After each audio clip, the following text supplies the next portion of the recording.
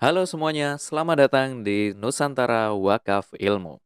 Di sini Anda akan menemukan kajian-kajian terkait Nusantara dan juga metodologi penelitian. Anda juga bisa menikmati karya-karya yang syarat akan budaya dan warisan Nusantara. So, jangan lupa untuk subscribe ke channel YouTube Nusantara Wakaf Ilmu.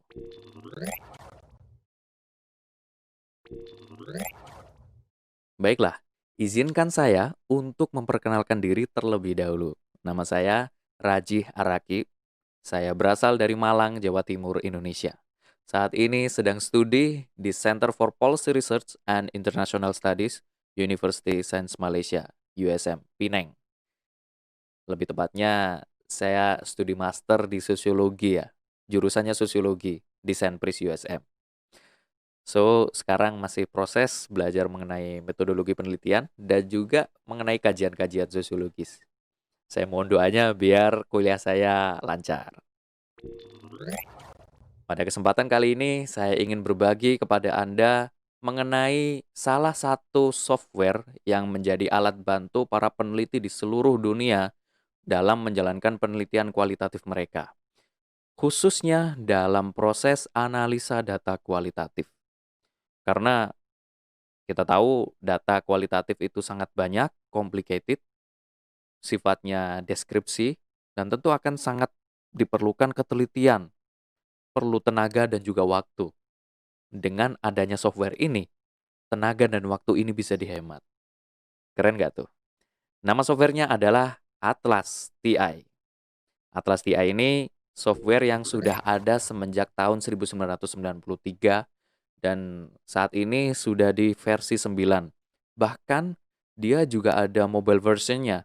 Cuma kalau yang versi mobile memang kemampuannya terbatas, hanya untuk sekedar menunjukkan ya hasil dari analisa analisa data yang kita dapatkan, kemudian mungkin bisa memberikan, semacam editing kecil-kecilan saja.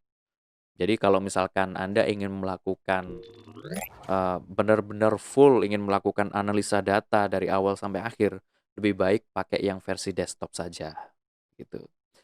Saya ingin mengingatkan kepada Anda bahwasanya Atlas TI ini software yang bukan free ya, dia sifatnya berbayar. We have to purchase, dan jika Anda ingin membeli silahkan, akan sangat bagus sekali. Sebenarnya saya pribadi mempertimbangkan untuk membeli karena kalau kita bisa menggunakan software ini, penelitian-penelitian yang akan saya jalankan nantinya akan menjadi lebih hemat waktu dan lebih mudah.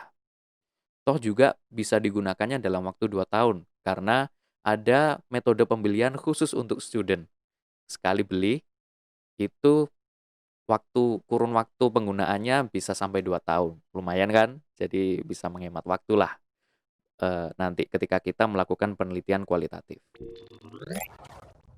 Ya, proses, dan cara kerja dari Atlas TI ini sebenarnya simpel saja. Atlas TI itu dia mengorganisir data-data yang sudah kita punya, kemudian nantinya setelah diorganisir, diberi nama, diberi label, dikasih tanda, nantinya Atlas TI akan membantu kita mengintegrasikan data-data yang kita punya itu. Alhasil, dalam menyajikan reportnya akan sangat lebih mudah dan sangat menghemat waktu. Keren kan? Dalam penjelasan mengenai Atlas TI ini sepertinya mungkin tidak cukup dalam satu video, mungkin dalam beberapa part. Di part ini saya akan menunjukkan Atlas TI sekilas saja melalui penjelasan saya dan mungkin ada gambar yang akan saya tunjukkan nanti agar bisa memperjelas nanti ya kepada Anda semuanya yang sedang menonton video ini. Nah, di video bagian selanjutnya saya akan menunjukkan dan mengenalkan Atlas TI itu isinya apa saja. Nah, baru di bagian-bagian yang selanjutnya lagi, kita akan mencoba proses melakukan analisa data menggunakan Atlas TI.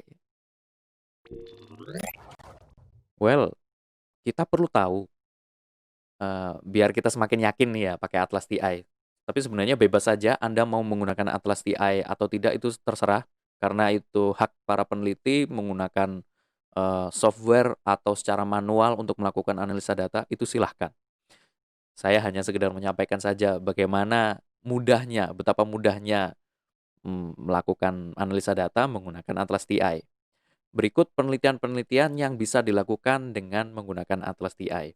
Ada action research, ada eh, riset tentang biografi, ada studi kasus, conversational research, ethnography, ethnomethodology, focus group, bahkan analisis framing, grounded theory, hermeneutika bisa juga, lalu bisa penelitian yang sifatnya naratif, dan juga bahkan fenomenologi juga bisa. Keren nggak tuh? Dia banyak penelitian yang bisa dilakukan dengan menggunakan bantuan dari Atlas TI dalam melakukan analisa data kualitatifnya. Lalu kira-kira untuk melakukan analisanya, Atlas TI itu pakai cara apa? Nah, gini kawan-kawan. Atlas TI itu menggunakan qualitative thematic analysis, sehingga dia akan mengumpulkan tema-tema yang sudah kita bikin, yang sudah kita buat, dan disajikan dalam satu report dengan cara yang sangat mudah. Itu cara kerja Atlas TI. Jadi pertama, kita siapkan dulu data-datanya, hasil wawancara, kemudian mungkin referensi-referensi, dan kita organisir dengan baik, di-manage, kita kelompokkan. Kemudian kita beri tanda atau label di dalam data-data atau dokumen-dokumen yang kita miliki. Kemudian kita bahkan bisa memberikan tanda khusus di dalamnya. Kita highlight, bisa di dalam satu dokumen. Highlight itu dalam bahasa Indonesia ya, itu di stabilo, di stabilo. Jadi kalau kita punya data dalam bentuk file dokumen PDF, kita bisa stabilo itu di dalam Atlas TI dan kita bisa tandai dan beri label dia, misalkan label organisasi atau kemiskinan atau mungkin ekonomi. Bisa bermacam-macam, tergantung keperluan dari si peneliti. Keren nggak tuh? Sehingga ketika nanti di akhir, kita bisa mengintegrasikannya dengan baik berdasarkan tema-tema, label, dan juga highlight atau bahasa dalam Atlas TI itu quotation yang sudah kita buat. Lalu, dokumen apa saja yang bisa dianalisa oleh Atlas TI? Bermacam-macam. Tidak hanya sekedar teks dokumen. Atlas TI bisa menganalisa dokumen yang audio. Keren nggak tuh? Audio, video, gambar, bahkan sosial media. Tapi kalau sosial media hanya terkhusus di Twitter.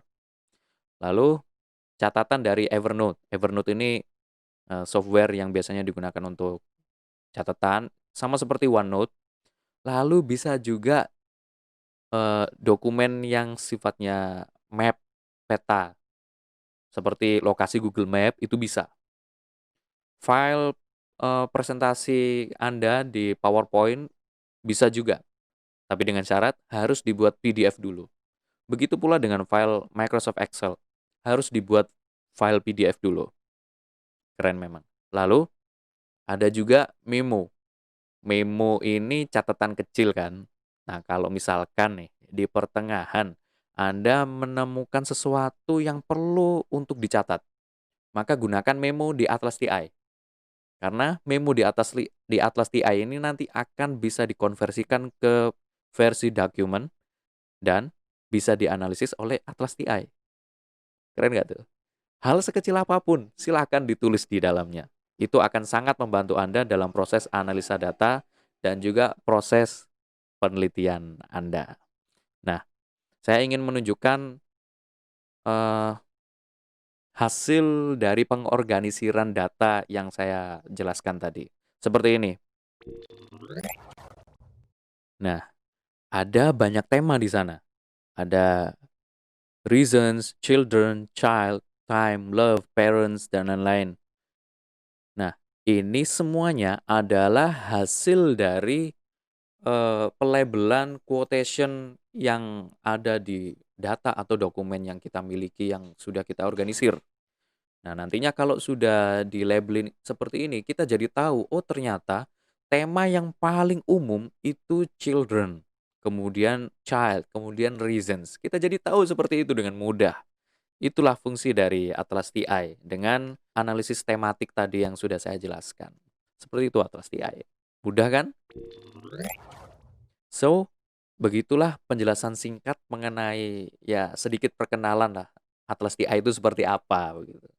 Nanti di bagian berikutnya dari video ini saya akan menjelaskan sedikit mengenalkan juga mengenai Atlas TI secara utuh di softwarenya.